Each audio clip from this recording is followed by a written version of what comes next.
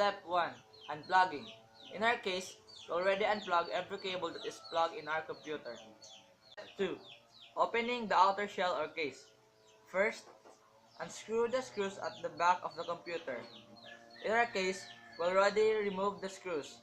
Now, we're gonna slide the outer shell or case.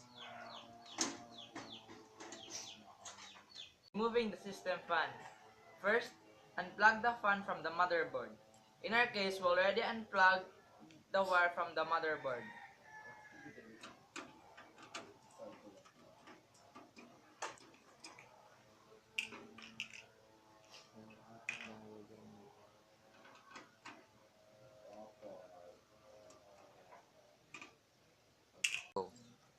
Step 4. Removing the CPU fan. The CPU fan is located right on top of the CPU heatsink, which is a large piece of metal with fins on the top.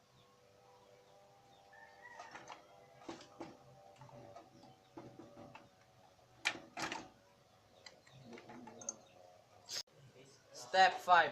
Power supply. The first thing to do is unplug every wire coming from the power supply.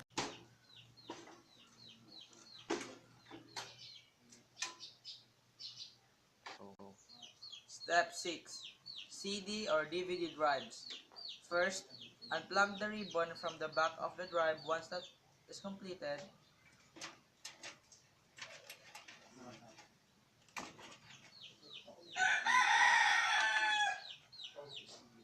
pull on the tab securing the drive in place. Then, push it out from the inside.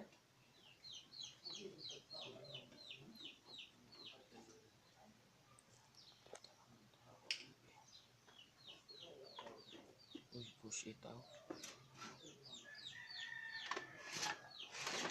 Step 7. Hard drive. First, unplug the connector at the back of the slot and unplug the other end from the motherboard.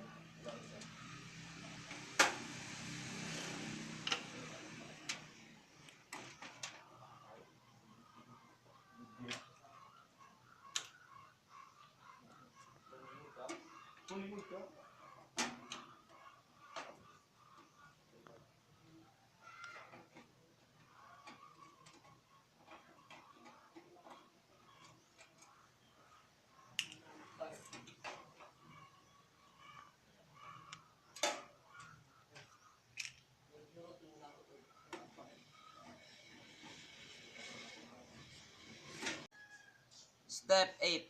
RAM. To remove the RAM, push down on both tabs holding the RAM in place, which are located at both ends of the RAM. Step 9. Motherboard.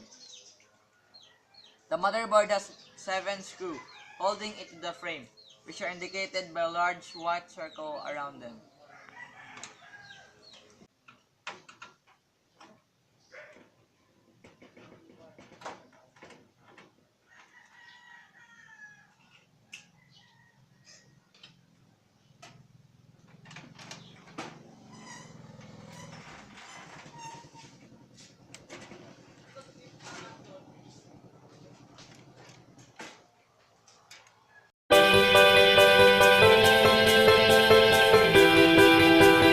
Prepare for workplace.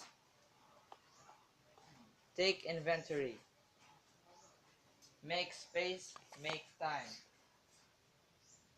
Prepare grounding protection.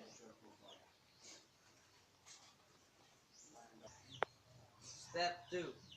Prepare motherboard. Step 3. Install the CPU. In our case, we already attached the CPU in the motherboard. Step 4. Install the CPU heatsink.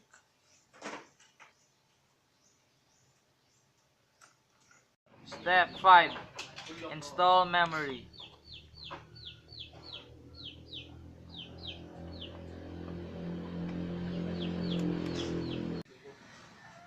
Step 6. Place the motherboard into the case.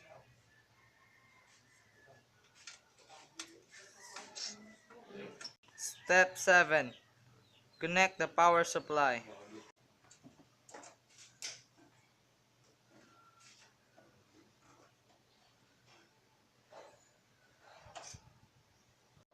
Step 8. Install graphic. In our case, we already installed the graphic. Step 9. Install internal devices.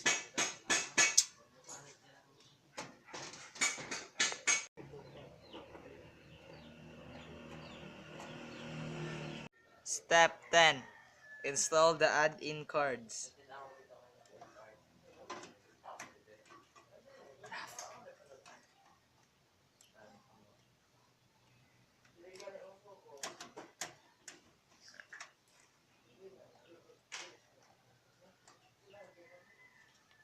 For the last, attach the outer shell or case.